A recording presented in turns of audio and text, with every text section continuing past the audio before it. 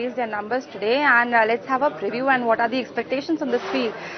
Starting with the domestic premium income, their gross premium income, if we see, so there a 14% of increase on an yearly basis is expected. While if you talk about their APE, a 13% of increase is expected by this field.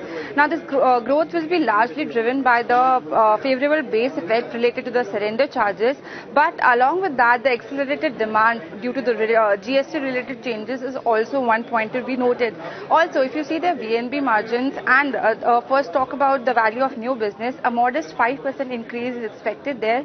However, in the margins, we can see some pressure, and they're expected to decline around sharply by 200 basis points, coming down to 24.1%. Now, management had already indicated that the margins are sensitive to the GST impact, and the product mix here will be a key monitorable to watch.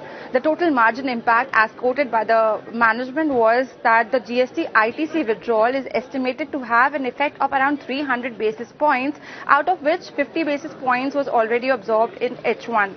So growth in participating and the production products is expected to partially offset their margin pressure, and as a result of the margin compression, the VNB growth is expected to be subdued for this quarter. Looking ahead, the key factors to be watched will be the proposed 750 crores of subordinated debt.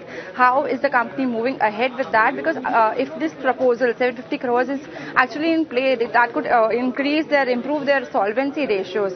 Also, investors will be tracking how effectively are they able to absorb their GST-related impact on the margins, and of course, the revival of the MFI segment is going to be a key factor to watch ahead.